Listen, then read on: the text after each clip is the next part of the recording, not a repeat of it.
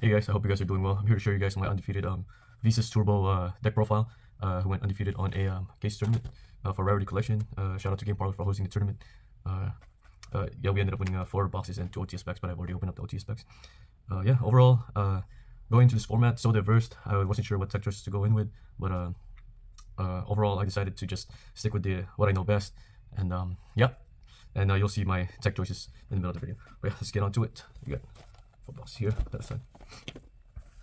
So this is a Visa Turbo deck, similar to a pure Scareclaw, but more on Visa Starfrost. So we have 2 Visa Starfrost, level 6 tuner. Other than itself being able to special summon to pop a different attribute and a type, it is a great extender. Also, it makes into a Lifeheart. 2 is the right number. We have 2 Prisma, because this itself is Visa Starfrost, and the effect is for cost. So even if they impermanent, as long as you get the body, as long as you get Visa Starfrost in the graveyard, that's all that really matters. So 2 Prisma. They are Miss Rarity, still looking for the Ultra, but yep. We get on to the Scareclaw. We have 3 Rarity. This is a +1 once you get if there's 3 monsters in defense on the field, and he searches any Scareclaw card. But we mainly search Twin Cell for going first, or Arrival for going second, or Arrival in general for going for extending. And then we're running 2 Acro. This is the one that gives the Link monster 300 attack. 2 Balone, which gives the Link monster the Scareclaw Link monster piercing damage, and we have 2 Astra. The reason why I'm not running 3 Acro or 3 Astra, so I just stick with 2/2/2, is that there's a possible chance that you can draw all 3, and one will end up not being used because they do special summon each other. So you don't want to just keep consistency for 2/2/2. That way you're still able to normal summon one and special the other. And then for the main extender of the Scareclaw line, Scarecash. This can summon by first activating and then banishing and resolve any Scareclaw or cash to your name. So this is definitely a great extender for the Scareclaw, especially if you're running almost a pure version. And then we have the 3 Fenrir. Honestly, I wouldn't cut this to any other ratio. This should be in everyone's deck if you're able to play it. It's just a good board breaker. Excuse me. It's just a good board breaker, and it searches Scarecash on my deck, which also extends further because it itself is a 1-card starter. Yeah, and this outs you out floodgates. So if you get skill drain, and then you can declare an attack and banish skill drain. Oh, sorry, not skill drain. I'm so sorry why I said that. Take a boo or any other floodgates that's preventing you from summoning the other monsters. Not skill drain. Sorry. And then for non-engine, we're running 3 Ash. Generically good this format. It just hits and checks all the decks. Rescue A's, Tearlaments. We also have the Bellstar engines. Yeah, it just checks. Like, it's just generically good. For the spells, we're running 2 field spell. Only 2 because you do want to search it. There are times where you do want to see it on the hand, but majority of the times you just want to search this card. You don't want to draw it. And this searches you any Scareclaw or Visa Starfrost on the deck. And then we have 3 Arrival. Now the reason why we're running 3 Arrival is that, like I said, Prisma stands for cost, right? So Prisma stands for cost. It stands for cost Visa Starfrost. So if you ever break on Prisma, let's say you have this and an Arrival, and then they impermanent, so he won't get the Visa's name, but you've already had the Visa Starfrost, because even if they impermanent this card, this stands for cost, so this will be in the graveyard. Thus you can Arrival the Starfrost, link one, and then make Lifeheart, make this guy, and get Planet. So with the Hero Lives engine, this also is a starter, and a lot of people are slaying. So basically I have 3 right card, 6 names, and let's just add these onto it because these are also 1-card starters. And we're running the 3 Hero Lives. And the reason why I'm running the Hero Lives is just it's such a good ash bait. Like, you know, people will ash me all the time if they have it on Hero Lives. Why? Because, you know, I paid 4,000 to not summon a monster. To them, that's like really great. But if you have a normal summon or an extender like Fenrir, it's a really good way to extend. And majority of the time, like most of my matchups, I resolve Hero Lives like almost every time, and I didn't really care about being at 4,000 because if I'm setting up a board, and they won't be able to stop it. Excuse me. Oh my god. And they won't be able to stop it. So it's good, you know, like Hero Lives is good, and I used to be a hero player, so just being able to mix the 2 archetypes that I love to play is pretty good. Rhoda to search Rykard or Prisma, and then we got the 1 talents because a lot of monsters effect, a lot of hand traps are being played this format, so just decided to play 1. I was playing 2 to 3 before, but I've noticed that in some cases of matchups it just becomes a dead card in my hand. Like against Rescue Ace, it's almost guaranteed to be a dead card unless they have hand trap. And then we're running the 1 Cold Buy. Because it just, you know, this deck still loses to draw so heavily. Excuse me. That's it. And then for the main choices that I decided for this case tourney is that I am running the Mystical Space Typhoon. Why am I running it? Let me explain. So we're running also triple custom. So yeah, so my theory behind my deck is that most of the times I lose to normal summons or card that are being set like Imperm or built before. Also I lose to Floodgates, so I just decided to main the Cosmics and the MST, just so I can get rid of those going second. And then going first, you can actually set this, and you know, majority of the players, especially like the Bellstar or the Horus Engine, you can actually hit their continuous spell or the Perlia continuous spell. So this card is good going first and second, and I wanted to maximize my interruption as going first and second. Make sure that there are almost no breaks. I mean, these are breaks if my cards are not playing back row heavy, but at the same time, this is good. You hit a planet with this. It's always good to hit a planet with this. They won't be able to search, and then or field spell. Sorry, field spell. So this is always generically good. And yeah, a lot of my a lot of players in my levels also play like back row. And going to this format, I like Rescue Ace. They do set a lot of cards. And yes, why am I not playing Featherstorm? Because Featherstorm is it's a hard going second card, right? So I needed interaction for going first and second, so I can set MSD or Cyclones, and then you know and respond it to what they're playing. If they're playing a continuous spell or the Day Star that's setting the card, I can immediately pop it instead of waiting for my turn. And then Twin Saw, the only brick in my deck going second is Twin Saw, so only run one. So the total of that, we're running like 4 back row removals. Oh, 5 back row removals, sorry.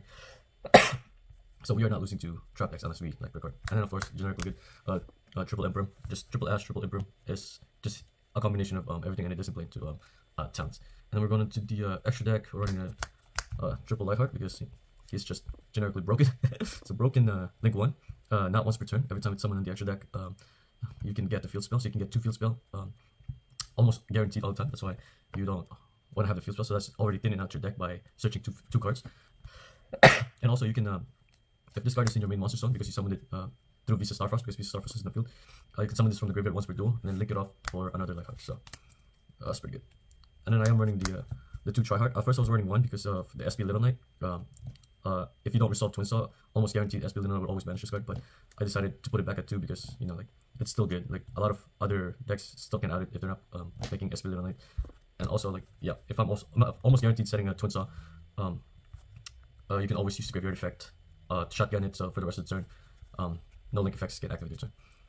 And then we have the Donner. Okay, so the theory between the Donner, so why I have it, this is a way for me to reset my boards. So a lot of people don't understand now why I play this, but this is actually really good in my deck personally. So when you sorry,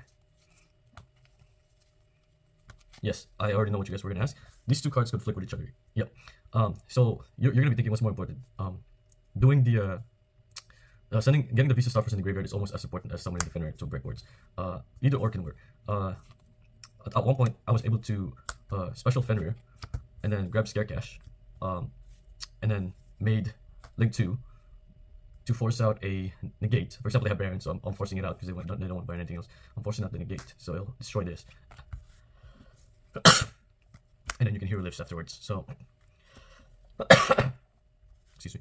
So that's why I play the Donner. This is basically a card that resets my field into being empty, so that my other card will be playable if I ever draw into both of them, which majority of the time I do. But if you draw Prisma and Fenrir, that'll be even much better because you can just normal summon Prisma and then do the line from there. And then we're running the Appaloosa because Appaloosa is generically good.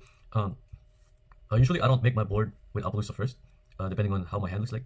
But Appaloosa as a follow-up after breaking their boards, and let's say they have like 1 or 2 cards left in their hand, then you can make the Appaloosa on your next turn if the game grinded on. So it's either this or Acid Scout. I just chose Appaloosa because a lot of times, like against Labrynth, they're gonna be resolving their what you call it, the furniture, and then you can just keep negating it, or in Unchained, you can also negate it from the graveyard. So for me, this is just a better grind game, or even you can even use it as a first. So, but usually lately I've been using it as a going second. In case I don't OTK, I just go for Appaloosa SP and then pass, and they have like 1 or 2 cards, including the draw. So yeah, and then we have the Cross Ship because the Cross Ship is the most important line in this deck list. You know, once you summon Astrolabe, pointing to Cross Ship, you get to summon back the Prisma again, get to summon the Lightheart, and then at that point you can make Appaloosa, or you can make Tryhard, you can make whatever you want. So Cross Ship is necessary. Also, it's an OTK, so if you make Baron, pointing to Cross Ship, make Astrolabe pointing to Cross Ship, that's already lethal because this will be 1400, Baron will be 37, Astrolabe will be 37. If Astrolabe pop a card, it'll be even more deadly. Then we're running the Baguska because we do still lose the draw, so if we end up somehow with 2 level 4s, Baguska pass, or sometimes Baguska with SP is enough. And then 1 Zeus because we are running the tactics. I was gonna run Typhon, but decided to just stick with the Zeus because Zeus is still really good. As long as we're playing XC, we're playing Zeus. As long as we're playing tactics, we're still playing Zeus. So And then the 1 Baron, because Baron is just generically good synchro. 1 Kiss Angel, really good. Hardly comes up, but when it does, it's like 2 minute growth. And double Asherlock, because we are running Lisa's Turbo. So this is the real main reason why I'm playing the deck, because this card is so sick, it's so cool, and it just pops forward down once per turn. And it's a fairy for some odd reason. Alright, so we're for the side deck, we're running the 2 card cards, because there's still a lot of decks that make boards, like Vanadium still makes boards, so we want to bait out those cards, especially Tearlaments. Tearlaments makes a huge board. I have been using this card and seeing it against Tearlaments, and like always feels nice to just blow up their whole entire board with just 1 card after baiting everything, of course. So career card is always good. 1 Basilos, because we still respect a lot of light and dark decks out there, mainly for tier, but there's Dragon Links as well. Draw, because this is a draw format. A lot of cards can now use their graveyards. As long as they can use their graveyard, they can search, I feel like. So Shifter being not as heavily played as I thought, like draw is just generally good. Now we're running the 1 Defanging. Defanging because like I said, so many cards can out tryhard, and Defanging will helps it from being targeted. And a lot of people don't know about the second effect, which is the second effect. You can banish a link on your turn and then pop any card on the field. So this is almost like a 6th MST. Now we're running 1 Thrust. I decided not to main it because Thrust was not as good as I thought, like against Rescue Ace. Like I didn't want to have 2 bricks in my hand, so I just left it at the side deck. And then 3 Solemn Judgment, generically good. Just say no to everything. Like let's say you make tryhard, and the only way for them to out it is SP or something like that. They'll consume a normal summon and a special summon, and you can just solemn the SP if it really bothers you that much. And then we're playing more back removals evenly. The reason why I'm not playing Lightning Storm is that we just want to banish those cards instead of leaving them in the graveyard, especially for Rescue Ace. I know some of them make negates now, so I was like really not sure about this card, but I just didn't know what else to put. And then the 1D barrier, just for a thrust target, and then if I draw it, I draw it. So yeah, so that was the Scareclaw Visas Turbo.